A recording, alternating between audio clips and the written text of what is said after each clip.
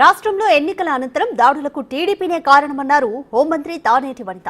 Police శాఖలో కొంతమంది అధికారులు టీడీపీ నేతలకు వత్తాసు పలకడం వల్లే దాడులు జరుగుతున్నాయని ఆరోపించారు. ఏకపక్షంగా వ్యవహరిస్తున్న పోలీసు అధికారులపై విచారణ చేయాలని డీజీపీని కోరామన్నారు. ఆమె ఓడిపోతామన్న భయంతోనే దాడులకు పాల్పడుతున్నారన్నారు. ఇక పూర్తి వివరాలు మా ప్రతినిధి శివసాగర్ అందిస్తారు. ఏపీలో ఎన్నడూ లేనంతగా ఎన్నికల అనంతరం అధికార పార్టీ ప్రతిపక్ష పార్టీలు ఒకరి మీద ఒకరు దాడులు ప్రతిదాడులు దిగాయి. దీని మీద ఎలక్షన్ కమిషన్ సైతం సీరియస్ అయింది. ఇదే విషయం మీద మనతో మాట్లాడడానికి రాష్ట్ర హోంమంత్రి తానేటి వనిత ఉన్నారు. మేడం, ఏంటి పల్నాడు జిల్లాలో కానీ మిగిలిన చోట్ల కానీ ఈ ఘర్షణ వాతావరణాలు ఎందుకు వచ్చినాయి అనుకుంటున్నారు? పోలీసుల వైఖరి ఏ విధంగా ఉందనుకుంటున్నారు? ఎన్నికల సమయం ముగిసిన తర్వాత ఈ దాడులు అనేవి గతంలో ఎప్పుడూ లేవండి. ఈ మధ్యనే కొత్త కల్చర్ తీసుకొచ్చింది కూటమి. కారణం ఏంటంటే వీళ్ళు ఓటమికి దగ్గరగా ఉన్నారు, విజయానికి దూరం అయిపోతున్నారు అనే ఫ్రస్ట్రేషన్ వీళ్ళలో ఒక భయం, ఒక ఆందోళన. దీంతో అక్కడున్న మా కార్యకర్తల మీద, మా నాయకుల మీద దాడి చేయడం. ఇక్కడ నా నియోజకవర్గంలో కూడా అండి కొంతమంది మా నాయకులు ఇళ్ల మీదకి టీడీపీ వాళ్ళు 50 మంది 100 మంది కలిసి వెళ్ళిపోయి దాడి చేసేసే పరిస్థితి ఇక్కడ మేము చూసాం. అంటే ఈ రోజున ఎంత భయంకరమైన దుస్థితికి వాళ్ళు దిగజారిపోయారు అన్నది వాళ్ళ ప్రవర్తన చూస్తే మనకు అర్థమవుతుంది.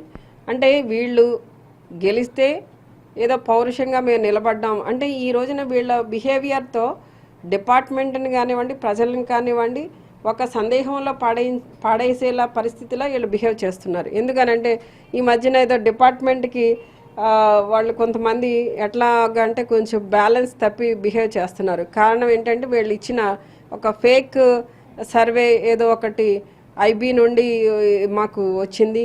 అంటే ఏంటి, ప్రధానమంత్రి మోడీ గారికి ఇంటెలిజెన్స్ వాళ్ళు ఇచ్చే రిపోర్ట్ అంట బయటకు వచ్చిందంట. అది ఎట్లా వస్తుందండి అసలు బయటికి? అది తప్పు కదా. ఇంకెక్కడో అక్కడో లీక్ అయిందంటే అనుకోవచ్చు, కానీ ఒక సర్వే సంస్థ నుండి ఏదైనా లీక్ అయిందని అనుకోవచ్చు, కానీ ప్రధానమంత్రి గారికి వెళ్ళే ఇంటెలిజెన్స్ రిపోర్టే లీక్ అయింది, ఒక 200 పేజీలు ఉన్నది వచ్చింది అని చెప్పేసి వీళ్ళే ఈ టీడీపీ వీళ్ళంతా కూడా బాగా మౌత్ పబ్లిసిటీ చేసి ఒక గ్లోబల్ ప్రచారం చేసి వీళ్ళంతా కూడా ప్రజలని, డిపార్ట్మెంట్ని మాయ చేయాలని చూశారు. పాపం కొంతమంది అమాయకులు బ్యాలెన్స్ తప్పారు. దానివల్ల కొంత ఈ అల్లర్లకు కూడా కారణం అయ్యిందండి. దానివల్ల ఈ రోజున ప్రభుత్వం చర్యలు తీసుకోవాలని చెప్పేసి ఈసీ ఆదేశాలు ఇవ్వడం జరిగింది. అట్లానే ఈ రోజున సిట్ ఏర్పాటు చేయడం జరిగిందండి. ఎంక్వైరీ నడుస్తుంది. ఆల్రెడీ 3 ఎస్పీలను మార్చడం కూడా జరిగింది.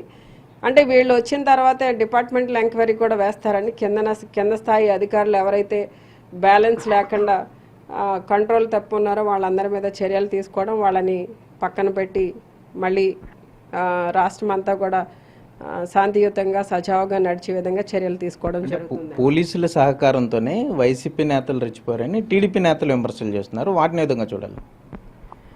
ఈ టీడీపీ వాళ్ళ దగ్గర ఉన్నది ఏంటంటే అండి, వాళ్ళు చేసే తప్పిదాలన్నీ వాళ్ళు చేసేస్తారు. చేసిన తర్వాత వాళ్ళు ఏంటంటే మళ్ళీ ఆ తప్పిదాన్ని వైసీపీ వాళ్ళ మీద వేసి వాళ్ళే ఇట్లా చేశారు అంటారు. ఇది నేను కూడా ఇక్కడ నా నియోజకవర్గంలో ఫేస్ చేశానండి. మీ అందరు కూడా చూసున్నారు. మొన్న ఎవరి మీద దాడి చేశారు? స్వయంగా నా మీదనే. నేను మా నాయకుడి ఇంట్లో నేను ఉంటే నా దగ్గరికే ఇక్కడ పోటీ చేస్తున్న టీడీపీ క్యాండిడేట్, అక్కడ సీనియర్ లీడర్గా ఉన్న ఒక ఆయన, ఇద్దరు కలిసి వచ్చి దాడి చేయడం జరిగింది. దాన్ని బట్టి మొత్తం రాష్ట్రంలో ఎలాంటి పరిస్థితి ఉన్నదన్నది అర్థమవుతుందండి. అంటే మీరు చూశారు, పోలింగ్ శాతం కూడా పెరిగింది, మహిళలు కూడా ఎక్కువ ఉపయోగించుకున్నారు. అంటే ఈ పోలింగ్ పర్సంటేజ్ చూస్తే ఏంటి, వైసీపీకి ఎన్ని స్థానాలు వస్తాయని ఎక్స్పెక్ట్ చేస్తున్నారు? డెఫినెట్గా మళ్ళీ జగన్ అన్న ఈ రాష్ట్రానికి ముఖ్యమంత్రి అవుతారండి. ఎంత తక్కువ అనుకున్నా 115 నుండి 130 వరకు కూడా సీట్లు వచ్చే అవకాశం ఉంది. ఖచ్చితంగా మళ్ళీ మా గవర్నమెంటే వస్తుందండి. గోపాలపురంలో హోంమంత్రి తానేటి వనిత ఎంత మెజారిటీ ఎక్స్పెక్ట్ చేస్తున్నారు? మెజారిటీ అయితే ఏం ఎక్స్పెక్ట్ చేయట్లేదు కానండి, ప్రజలు ఎంత ఇస్తే అంత. టీడీపీ నేతలు సోషల్ మీడియాలో బాగా ట్రోల్ చేస్తున్నారు. అసలు వైసీపీకి ఉమ్మడి పశ్చిమ గోదావరి జిల్లాలో ఒక్క సీటు కూడా రాదు, మొత్తం అంతా కూడా క్లీన్ స్వీప్ చేస్తున్నామని. వాటిని ఏ విధంగా చూస్తారు? అంటే జనరల్గా అండి ఇప్పుడు వాళ్ళు ఏంటంటే ఒక మైండ్ గేమ్ ఆడుతున్నారు. ఎంతసేపు కూడా ఓటేసి ముందు కూడా ఓటేసి వాడిని కూడా ఏదో మాయ చేయాలి, మభ్య పెట్టాలి, వాడిని తప్పుదోవలో పెట్టాలి అన్నట్టు చాలా ట్రై చేశారు. అసలు బూత్లో లైన్స్లో నిలబడి నిలబడి ఓటర్ తను ఏదైతే ఫిక్స్ అయ్యి ఓటు వేయాలని వచ్చాడో ఆ మధ్యలో వెళ్ళి వీళ్ళ కార్యకర్తలు నిలబడి వాళ్ళ గుర్తుకు వేయమని చెప్పడం. అలానే అక్కడ లోపల ఎవరైతే కొంచెము విజన్ సరిగ్గా లేని వాళ్ళు, ఓల్డ్ ఏజ్ వాళ్ళు ఎవరైనా వెళ్తే వాళ్ళ దగ్గరికి వీళ్ళు వెళ్ళిపోయి వీళ్ళ మనుషులే నొక్కేసే ప్రయత్నాలు చేయడం. అలానే అసలు ఇక్కడ ఈ ఊర్లో లేని వాళ్ళు, విదేశాల్లో ఉన్నవాళ్ళు, వాళ్ళ ఓటుని కూడా ఇక్కడ ఉన్న వాళ్ళే దొంగ ఓట్లు వేయడం, ఇవన్నీ కూడా చాలా చేశారండి వీళ్ళు. ఇన్ని చేసి మళ్ళీ ఏమీ తెలియనట్టుగా ఈ రోజున అంతా కూడా మాకే అనుకూలంగా ఉంది, అంతా మొత్తం గాలంతా మా వైపే ఉంది, సర్వేలన్నీ మా వైపే ఉన్నాయని కొన్ని ఫేక్ సర్వేలు చూపించి వాటిని అడ్డం పెట్టుకుని ఏదో ప్రజలని మభ్యపెట్టి మాయ చేయాలని చూశారు. కానీ ఈ రోజున పరిస్థితి అయితే అలా లేదండి. గ్రౌండ్లో ఈ 5 సంవత్సరాల కాలంలో జగనన్న అందించిన లబ్ధి సంక్షేమం ఏదైతే ఉందో దానికి ప్రజలు చాలా నమ్మకంగా ఈ రోజున వైసీపీకి ఓటేయడం జరిగింది. ఇప్పటికీ మీరు రాష్ట్రంలో శాంతి భద్రతలపై డీజీపీతో మాట్లాడారు, ఏంటి ఆయన ఏమన్నారు, ఏ విధంగా స్పందించారు మీరు చెప్పిన సూచనలకి? అంటేనండి ఈ రోజున ఇందాక మనం అనుకున్నాం డిపార్ట్మెంట్లో కొందరు బ్యాలెన్స్డ్గా లేరు అనేది, కొంతమందికి ఫేవరిజం చూపిస్తున్నారు అనేది. ఇప్పుడు వాళ్ళు ఒకవేళ నిజంగా ఫేవరిజం చూపించాలి డిపార్ట్మెంట్ అంటే ఎప్పుడు చూపించాలండి? రిజల్ట్ వచ్చిన తర్వాత నిజంగా ఒకవేళ వాళ్ళకి పొరపాటున వాళ్ళ గవర్నమెంట్ వస్తే వాళ్ళకి ఫేవరిజం చేయడంలో తప్పు లేదు. కానీ ఇంకా ఇక్కడ ఏం నడుస్తుంది? ఎన్నికల కోడ్ ఉంది, ఎవరికి ఫేవరిజం చేయవలసిన అవసరం లేదు. వాళ్ళ డ్యూటీస్ వాళ్ళు సక్రమంగా నిర్వర్తిస్తే చాలు.